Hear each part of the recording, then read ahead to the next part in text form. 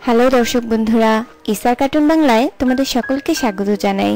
আর তোমরা যদি আমাদের চ্যানেলে নতুন হও তাহলে প্লিজ চ্যানেলটি সাবস্ক্রাইব করিও, আর ভিডিওটি ভালো লাগলে একটি লাইক করে দিও। আজ তোমাদের জন্য একটি মজার গল্প নিয়ে এসেছি।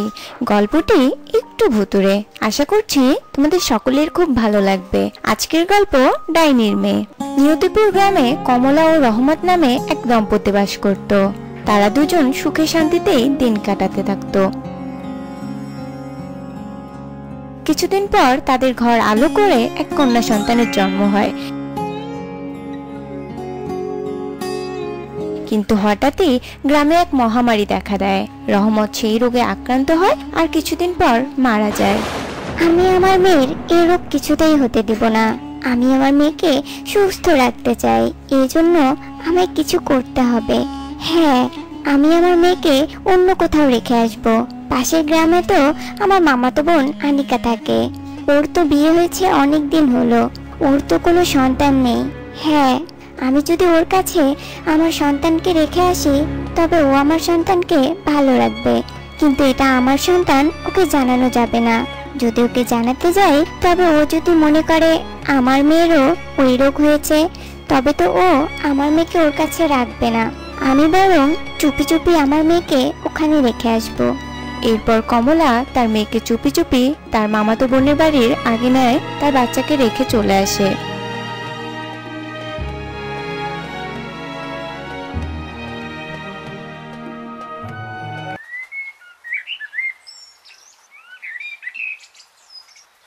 ভোর হতেই যখন আনিকা বাইরে আসে তখন সে বাচ্চার আওয়াজ শুনতে পায়, আর একটা বাচ্চাকে দেখে খুশি হয়ে তাকে কোলে তুলে নেয়। ওগো শুনছো? কোথায় গেলে গো? একবার এদিকে এসো তো।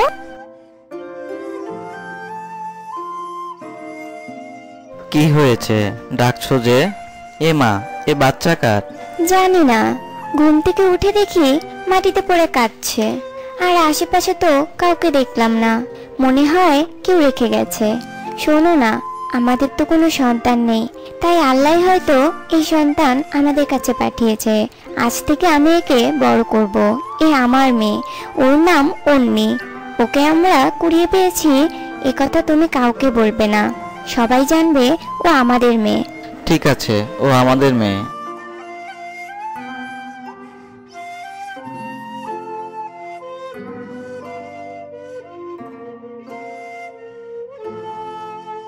এভাবে কিছুদিন কেটে যায়। অনিক ও আনিকা দুজনে মিলে অন্নিকে আদর যত্ন করতে থাকে। আর এদিকে কমলাও রোগে আক্রান্ত হয় আর মারা যায়। কিন্তু বাচ্চার প্রতি ভালোবাসার জন্য কমলা ডাইনি হয়ে যায়। কে জানে আমার মেয়েটা এখন কেমন আছে? আমায় আমার মেয়ের খোঁজ রাখতে হবে। এজন্য কমলার ডাইনি আনিকার বাড়িতে গিয়ে তার মেয়ের খোঁজ রাখতো। আনিকা কাজের জন্য বাড়িতে থাকতো না, তাই সে কমলার মেয়েকে ঠিকমতো সময় দিতে পারতো না। একদিন আনিকা অনিকের কাছে যায়। শোনো না, আমি তো আমার মেয়েকে ঠিক করে সময়ই দিতে পারছি না। বলি কি, একটা আয়া নিলে কেমন হতো? আমাদের অন্যের খোঁজ নিত। ভালোই হবে, আমি একটা আয়ার ব্যবস্থা করব। এসব কথা পাশে দাঁড়িয়ে ডাইনি শুনছিল। মূর্খ স্ত্রী, আমার মেয়ে কখনোই আয়ার কাছে মানুষ হবে না। আমার মেয়ের আমি কোনো অযত্ন মেনে নেব না। আয়া আমার মেয়ের ঠিক মতো যত্ন নিতে পারবে না। আমাকেই কিছু করতে হবে। এরপর ডাইনি এক সুন্দরীর মেয়ের রূপ নেয় আর আয়া সেজে আনিকার কাছে আসে। আপনাকে তো ঠিক চিনলাম না। আমার নাম জরিনা। বাবু আমারে আইতে কইছিল আপনার মাইয়া দেখাশোনার জন্য। ও এসো ভেতরে। এই হলো আমার মেয়ে অন্নি। তোমাকে ওর ঠিকমতো যত্ন নিতে হবে। আপনিও তো চিন্তা করেন না পামনি, আমি ওর ঠিকমতো খেয়াল রাখবো। ওটা আমারই মাইয়া। তোমার মেয়ে মানে? মানে আজ থেকে আমি নিজের মাইয়ার মতো দেখবো, তাই কইলাম। আচ্ছা ঠিক আছে, তুমি ওর ঠিক মতো খেয়াল রেখো। আমি চলে গেলে দরজাটা লাগিয়ে দিও। আচ্ছা ম্যাডাম, আপনি নিশ্চিন্তে যান। এরপর আনিকা চলে যায় আর জরিনা রূপী ডাইনি অন্যের খেয়াল রাখতে শুরু করে। তুই আমার মেয়ে আলো, তোর আমি কোনো অযত্ন হতে দিব না। আমি ভেবেছিলাম আনিকা তোকে ভালো রাখবে, কিন্তু না, আনিকা তো তোর কোনো খেয়ালই রাখে না, তোকে একা ফেলে কাজে চলে যায়। এটা ওর করা উচিত হয়নি। এরপর হঠাৎই বাচ্চাটি কাঁদতে থাকে, আর তখন জরিনা তাকে শান্ত করে আর ডাইনি রূপে এসে তার সামনে খেলা দেখায়। নিমেষে বাচ্চাটি কান্না বন্ধ করে দেয়। এভাবে প্রতিদিনই জরিনা রূপী ডাইনি বাচ্চাটির খেয়াল রাখতে থাকে। এদিকে আনিকা যখনই মেয়েটিকে কাছে নেয় সে কাঁদতে থাকে। আনিকা কিছুতেই অন্যকে সামলাতে পারতো না। কান্নার আওয়াজ শুনে জরিনা তাকে কোলে নিলেই বাচ্চাটি কান্না বন্ধ করে দিয়ে চুপচাপ শান্ত থাকতো। এই দেখে আনিকা অনেক রেগে যায় আর সেখান থেকে চলে যায়, আর জরিনা অন্যের খেয়াল রাখে। শোনো, কালকেই তুমি ওই আয়াকে এ বাড়ি থেকে তাড়িয়ে দিবে। ও আমার মেয়ের ওপর কোনো জাদুটোনা করেছে। আমার মেয়ে আমার কাছে আসলেই কান্না করে, অথচ ওই আয়ার কাছে গেলে শান্ত থাকে। তুমি শান্ত হও, আমি দেখছি কি করা যায়।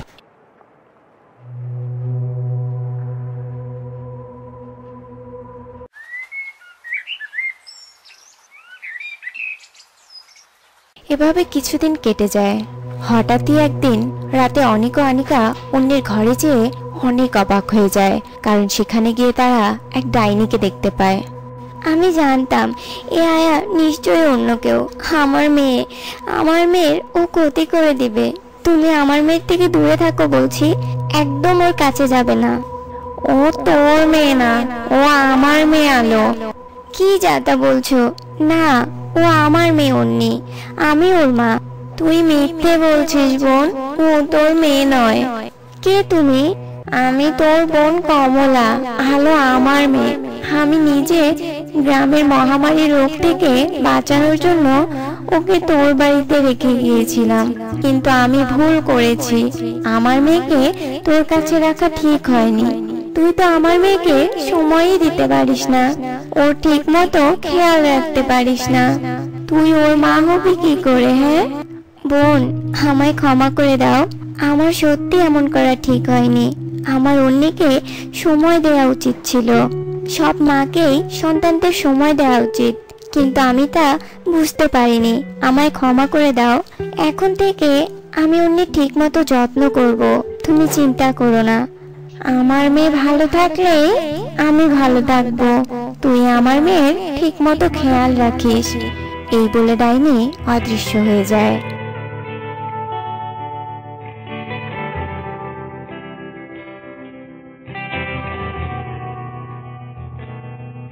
আর আনিকা উনি ঠিকমতো যত্ন ও খেয়াল রাখতে শুরু করে। তো বন্ধুরা বলো তো, আমরা এই গল্প থেকে কি শিখলাম? আমরা এই গল্প থেকে এটাই শিখলাম যে আমাদের প্রত্যেক বাবা মার উচিত সন্তানকে সঠিক সময় দেয়া। তো আজ এই পর্যন্তই। আবার দেখা হবে অন্য কোনো দিন, অন্য কোনো সময়, অন্য এক মজার গল্প নিয়ে। সে পর্যন্ত তোমরা ভালো থেকো, সুস্থ থেকো। ধন্যবাদ।